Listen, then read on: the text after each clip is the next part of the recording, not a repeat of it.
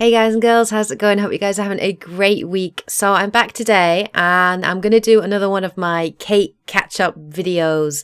And basically this is a new series that I decided that I wanted to do, and I just wanted an opportunity really just to chat with you guys, talk about life, talk about games, and it's just a chance for me really to do a quick video, no script, no planning, no nothing, just me giving you my general thoughts. And it could be anything really. It could be video game related, it could be about a game I'm playing, some interesting news I've read in recently, could be about movies I've seen, general life, absolutely anything. So this one I decided to do on Batman v Superman. So I went to see it last week with my friends. We went in a group of 4 or 5 of us, and we were very, very excited because all of us are massive, massive fans of DC. Huge DC fans.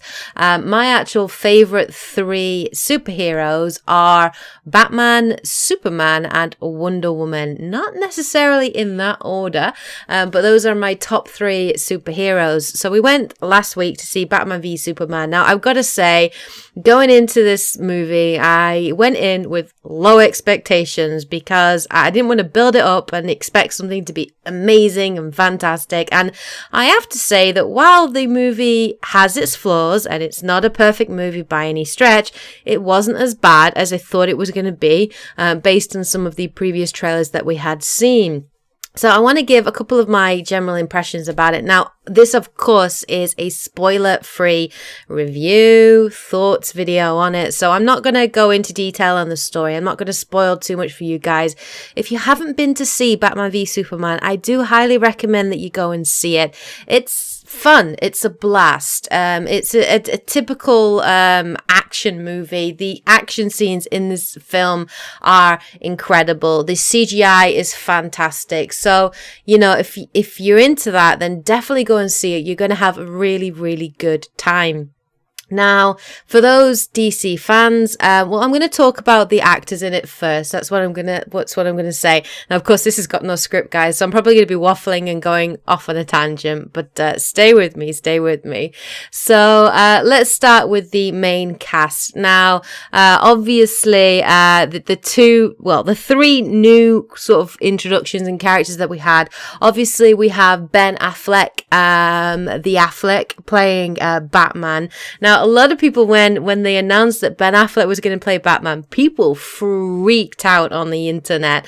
It was very, very similar to what we'd had with Heath Ledger and Joker. And really, that should have been a lesson because Heath Ledger's Joker was fantastic, amazing version. And I've got to say, Ben Affleck did a cracking job as Batman. In fact, I have to say, this is probably one of my favorite Batmans that I've seen live action. Now, I'm obviously not talking about the animated Batman or the Batman in Arkham City. That's still my favorite. But in terms of live action actors, I've got to say, probably Ben Affleck for me actually beat Christian Bale. And I did not think that was a possibility, to be honest, because Christian Bale, is good Batman. But Ben Affleck, the Affleck in this movie, his Batman is so intimidating. He did so much for this movie. You can tell the guy was buff. I've never seen a Batman that scared the shit out of me and is so physically imposing. I loved what they did with him, but obviously if you're a Batman fan, then be warned, the Batman in this movie is not what we are used to. The Batman in this movie is jaded. He is older. He's gone through some shit. And you can tell the Batman in this movie does kill, and there are times when he is seen with guns. Now, it is a flashback or a vision or dream that he has, so we've obviously got to take that into consideration, but he's very, very different. So if you don't like that Batman that is that sort of like can kill, then that's probably gonna really piss you off. But I've got to say that he did a great job. I found his portrayal incredibly convincing.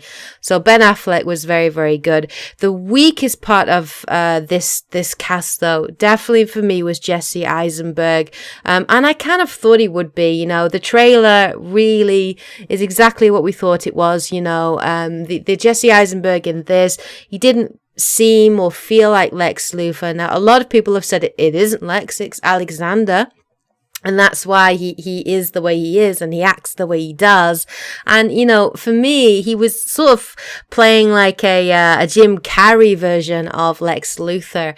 And I don't know. I just couldn't get with that. I just didn't like it. And he sort of came across as a bit crazy, really. And Lex has always sort of walked that fine line between going crazy, but he's also very intelligent and very charismatic and really good at playing people. And I just didn't feel that the Lex Luthor in this movie was that. I didn't feel that Jesse Eisenberg brought, you know, gravitas to the role. I just didn't like it. And I would have liked for him to play more on the, you know, the human public, you know, the people and their reactions to Superman, because obviously, you know, Batman v Superman, it is pretty much Man of Steel Part 2. We do definitely see some of the consequences of the first movie, and we sort of see the world split down the middle, really, in terms of Superman. You've got the camp that loves Superman and sort of worships him like a messiah almost, and then you've got the camp that absolutely hates Superman and sort of sees him as a threat, effectively, and that's the camp that Ben Affleck's Batman falls into. And I felt that Jesse Eisenberg's Lex Luthor could have really taken advantage of that a lot more than he did. So, you know, at the end, you don't, why are you trying to destroy the world? Like, what is your motivation behind it? I just didn't see that. There were points in it that the writing was, you know, full of gaps in places. Now, so I didn't like Jesse Eisenberg's Lex Luthor. I wasn't a massive fan of him, to be honest. Now let's talk about Wonder Woman. Now, Gal Gadot. Now, Wonder Woman is one of my favorite superheroes. She's my favorite female hero, obviously. Wonder Woman is incredible. If you know anything about her comics or her the movies or anything. So when they cast Gal Gadot into the role, my visceral reaction was I was incredibly unhappy.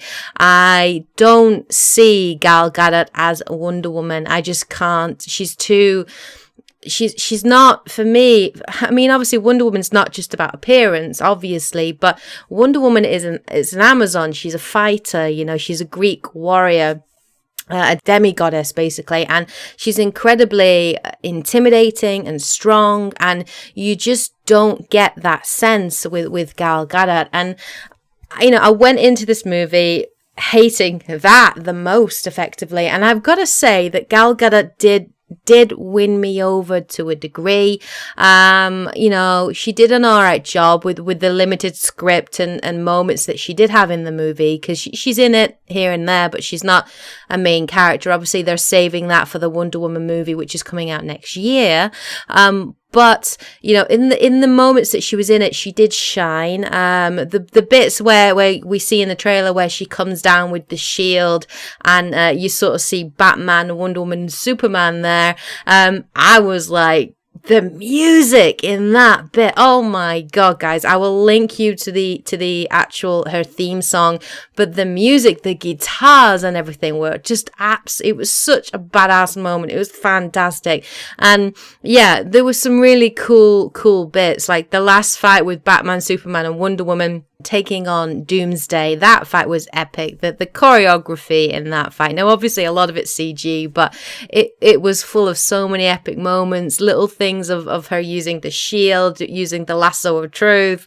You know, it just was cool. It was really, really cool. So I have to say that she has piqued my interest in seeing a Wonder Woman movie. I still don't quite like the accent that she's got. For me, it just seems too thick. Now, you know, the question, what accent are you going to do for Wonder Woman, really? I mean, if you're talking about the cartoon, it was an American accent.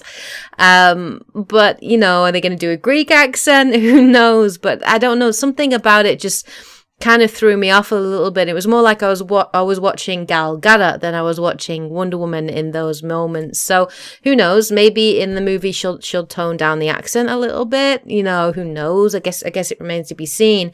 But overall, I really, really enjoyed Batman versus Superman. The best part of this movie was the action. The action is fantastic. The movie starts off a little bit slow, but then obviously once it picks up into the middle of it, then obviously it improves in terms of pacing. The start of the movie was really cool. We get to actually see in Metropolis, right at the end of Man of Steel, where the city's being destroyed. We actually get to see it from the perspective of Bruce Wayne, which was really interesting, and I really, really liked it. The best part about this movie is definitely Ben Affleck as Batman. Ben Affleck effectively saves this movie. His portrayal of Batman does indeed save the movie. I didn't buy Superman. It wasn't overly blown away by his kind of portrayal, and it seemed very neutral kind of in the way that he was playing it. I don't know if that's what he was going for, but overall, you know, Man of Steel is a good time. It is fun. It's a fun popcorn movie. It's nowhere near on par with what Marvel have produced. It's nowhere near on par with Avengers. It's a much darker universe that we're in here, a much darker DC, whereas Marvel is a lot more lighthearted, full of humor. It's more colorful. So they're definitely going for a much more darker feel with the Justice League series that they're going to be coming out with. And there were hints in the movie that we're possibly going to be looking at Darkseid for the Justice League sequel, the Justice League movie. They obviously can't do Doomsday because they've done it in the movie, and they've done it too soon, in my opinion. They didn't need to do Doomsday right now. It wasn't necessary. I think it was too soon. I think they should have just focused on the Batman versus Superman element to it. You know, they could have saved Doomsday for later on, you know, once the Justice League is together and we know and love and appreciate these characters a little bit more and what they've gone through. We do see cameos of The Flash, Aquaman, which was a very awkward scene and was really weird. Which is, I'm interested in that, but so, you know, I guess I'm excited to see what they're going to do with it. I'm really looking forward to the Wonder Woman movie coming out next year. I'm excited to see all the individual members of the Justice League, Cyborg, Aquaman and Flash, to see their movies, and so I am looking forward to that. So yeah, those are my general thoughts on Batman versus Superman. Now, have you guys seen this movie and what did you think of it? Let me know in the comment section below what you thought was the best and worst part of the movie. All right, guys and girls, well, take care. And as always, guys, happy gaming. Yeah.